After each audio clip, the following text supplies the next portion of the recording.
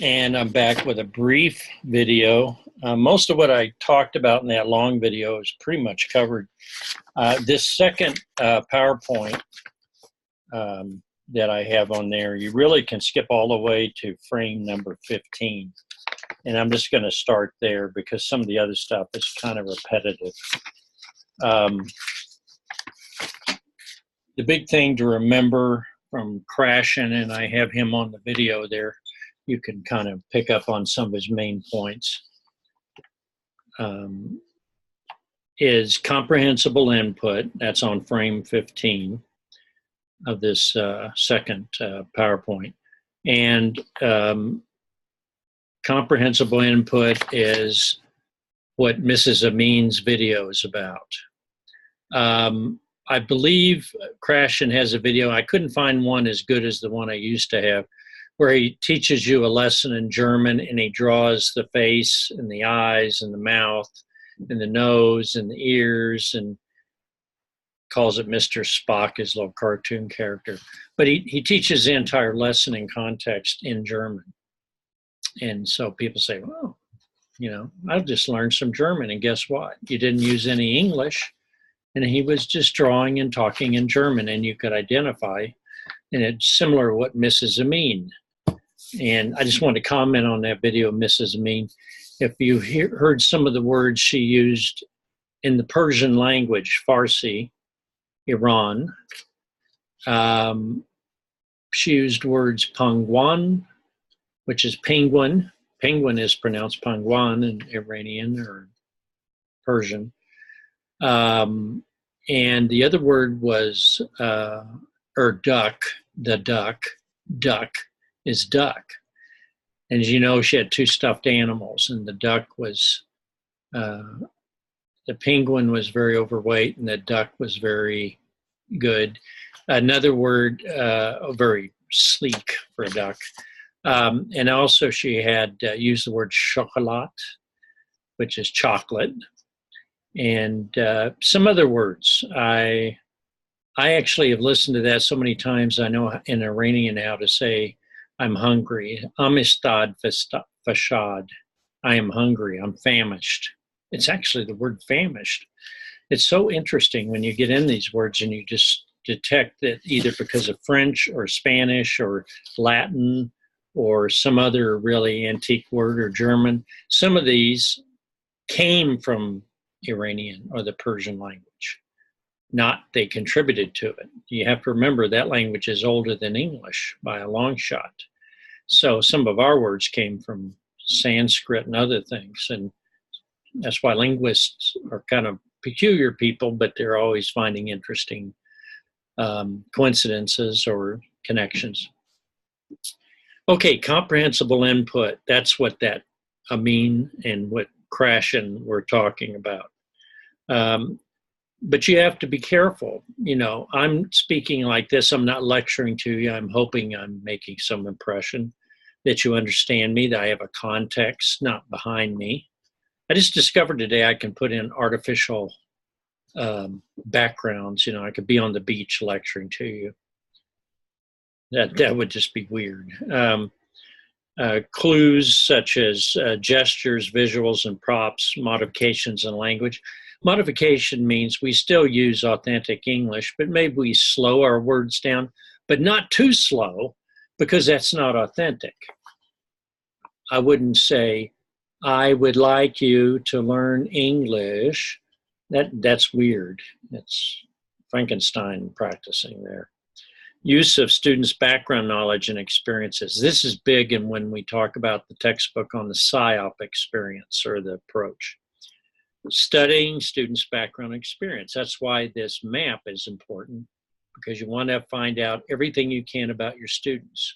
Not only because it's good for your relationship with the student and helping and working with the family and knowledge of what's going on, but also because it helps you in your lesson planning. You can connect to things they already know. Language modification techniques. This is frame 16. Face students when speaking. Funny story. I had a professor years ago. He's passed on many years ago. But when he taught a class in science, And when he taught the class, he faced the board and talked to himself and wrote out the equations. Never, ever talked to us. So we didn't know what he was saying. We just see what happened after he moved out of the way, and we'd say, what? Use repetition and paraphrasing. Don't say it just once and expect students to listen carefully and be responsible. You be responsible and say it 5 times. Redundancy is important. In other words, that's not on here. Redundancy means having, in the PSYOP approach, you actually put the objectives for the day, both language and content objectives, on the board, and you make sure and check and make sure the students also write them down so they know what the lesson's about. You don't assume they understand where you're going, okay? Maybe I should do that. I could get a blackboard, I guess, and get a different room, or have a magic blackboard and write there. Don't use pronouns too often because people can't keep track of where they refer. He, she, it, though, it, that, all these references, they can't follow you and they may get mixed up. Use simple sentences rather than complex ones, and here's the rule for that. Don't have long sentences with commas in the equivalent of you pausing, and they're on the edge trying to pick up more and more of the sentence. It's like picking up a bale of hay that's too big for you, or picking up packages at Walmart knowing the sacks are so tiny they will tear even on macaroni and cheese. I know that's within the context of your life. If you've never had a Walmart sack tear, then you must have the leather ones or the cloth ones. So use simple sentences most of the time. Don't, avoid or explain idiomatic expressions. Does everybody know what idiomatic expressions is? I don't know. Have I let the cat out of the bag?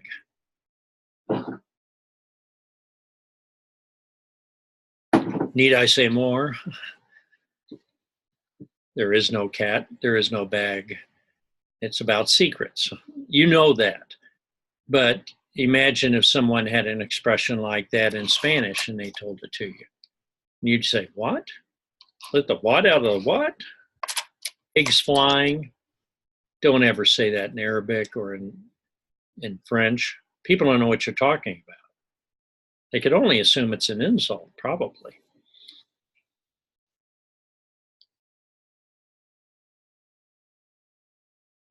Give props or examples and explicit explanations of key words. When I said the word language acquisition device, I talked about a little bit. There is a speculation that or an assumption that we as humans have a certain capacity for language, that almost all humans that have normal genetic growth and development have this. We can't help but learn language, given the opportunity. If you keep someone in a box and they don't have exposure, they're not able to see and they're not able to learn. Pause often to give students time to process. Wait time. Wait time is even more critical with ESL. And why would that be? Because students are slower in understanding? Yes, but also because they may be hesitant. And you must think about their cultural background. I'll mention that in a minute. Some cultures aren't supposed to respond. They're not supposed to speak up in class. You have to cultivate and teach those cultural aspects of our educational classroom. Cultural references, same as idiomatic. If I bring up something and make some joke about the shutdown in Washington, D.C., I don't have no reason to assume that a student from Nigeria is very focused on what's going on in Washington, D.C. or Trump. Now it's getting to be more common. I mean, as things become more international, they're known. Be aware that nuanced use of language may not be understood. Now that's tough. Nuance. What's a nuance? I may say something like, don't go there, or just say it in a joking way.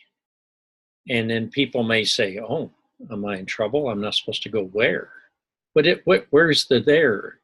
See, that's idiomatic expression, but it's also a little nuanced depending on the context. I may just throw it in. And I tend to do that. So if I'm speaking with international students in an ESL learning situation, I have to be careful.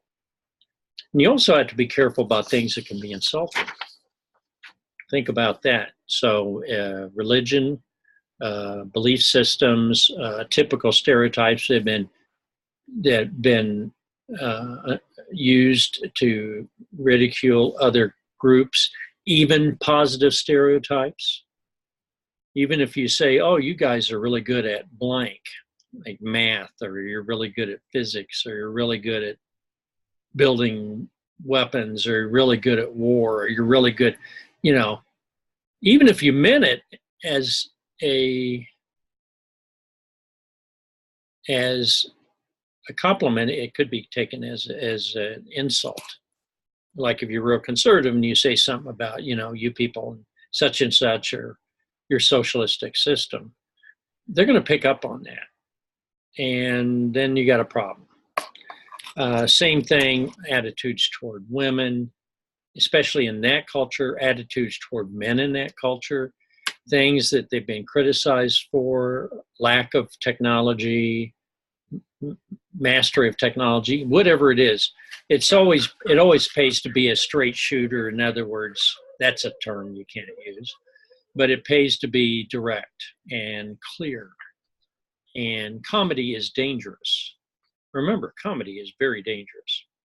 Affective filter. This is a term I didn't bring up before. Oh, yeah, I did. I'm the other one. Affective filter is your emotional state, which allows you to open up and take in new information and learn and not be afraid of mistakes.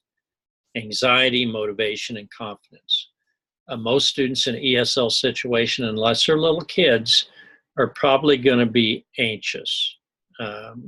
They may be anxious in a positive way, but some kids are very anxious about even speaking up. They're in some cultures lost of face by speaking up and then thinking that the teacher has either ignored them or even mildly somehow criticized them or rebuked them because they weren't quite correct. They have to get to know you to know. You have to allow a lot of time for that. So familiarity with students in terms of inside jokes or things like that are very risky. You can't imagine how difficult it can be for you if you make a mistake and it gets to be a family's insulted or they go to someone. It can be so difficult to repair your reputation when it was totally innocent. You did not intend it. So I always think when I'm on YouTube, I'm trying to be very careful about everything I say. I don't want to have people knocking on my door and saying, oh, you said this about this group, or even things in my background here, I think about, nobody's going to get offended at Audrey Hepburn or Moon River or Seinfeld or Edgar Allan Poe up there, or German cowboy hat, or some art. Nobody says, I look at that and I'm really insulted about, up here I have an Albert Einstein action figure, which is kind of funny because it doesn't move. It's the thinking that goes on. Finally, comprehensible input and the affective filter is a big issue. This is the last one really near, because the rest of this is interaction, academic English, cultural differences. That's important. I've already mentioned that though. Comprehensible input. If my affective filter is high, if the filter is up, in other words, I'm defending against being, I'm stressed out, I'm preoccupied with what's going on in my head and what might happen to me if I venture to answer a question or venture a question. Then I'm going to be standing back and I'm going to be sleeping, or I'm going to have my eyes closed, or I may be looking at you and going, yes, And that's to prevent you from bothering me with questions, because if I go, I don't understand, then I'm going to get spotlighted and you're going to be looking at me. Okay. So you can see that term. Low affective filter is what you want. I am happy. I am content. I am open to the lesson. You don't want to be content and snoring in the classroom. Okay. Or you don't want to have people with headphones on or playing on their phone. Sorry. Okay. And the thing on culture on the back, just take a look at that. Just know about all of these things. Now, I'm going to say something about learning styles. I'm going to teach about differentiation in this class. The learning styles, in our culture, we get very preoccupied, American culture, with all kinds of aspects of how students are different. Differentiation is useful, but don't overdo it. Don't try to, and I know I have people say, I don't like differentiation. It's doing something for every student or several different things at the same time. You don't when I get to that part in this class, you don't differentiate everything. You don't differentiate that often, just when necessary in a major lesson. Maybe you have 2 ways to do the assignment instead of 1 way to do the assignment. Okay. But even there, you must be careful. I have to tell you that differentiating or giving a slightly different assignment to one group versus another sometimes is an insult to people in another culture, because we like to think we're meeting your needs, but that may be taking as I'm shortchanging you on giving you an equal and honorable assignment. I'm making it a little easier for somebody else, or I'm making it harder on you. And I've ran into this, and there's some cultures where if you were to go in and start saying, I'm going to differentiate assignments and I'm going to have a different type of essay for one side, and if the perception is that some people are not doing the same work or are being treated as if they're not capable of doing the work, they are insulted. So I'm going to be careful with differentiation in here.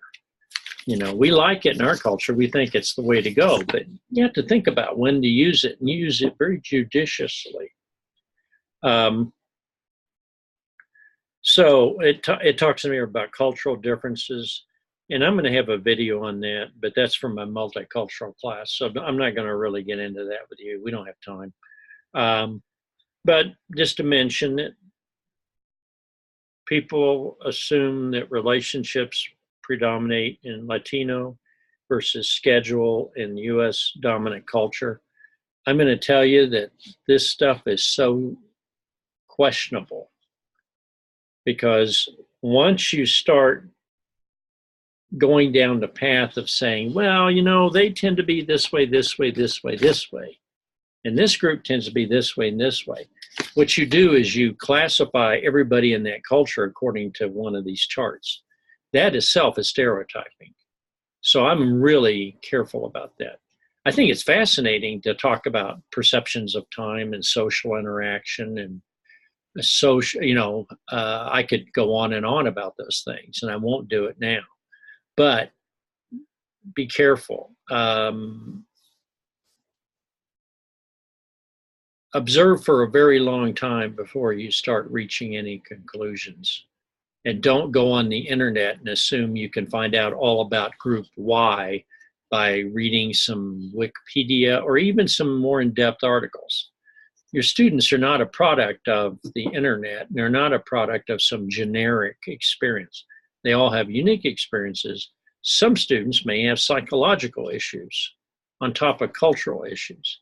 And other students may be incredibly brilliant intellectually and be very inquisitive and so far advanced that you have to put aside things and you have to open up and say, look, this person is capable of doing so much more, and I am actually impeding them.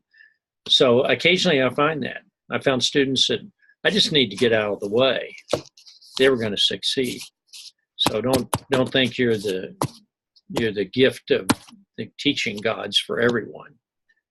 Start out with a good sense of humor and an awareness of your own limitations, insist on respect from your students, but also look upon them as very capable, because expectations always set the limits. And if you have low expectations, you've already cut off possibilities for your students and for yourself.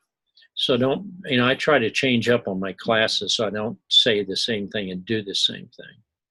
I'm trying to evolve online, at least intellectually.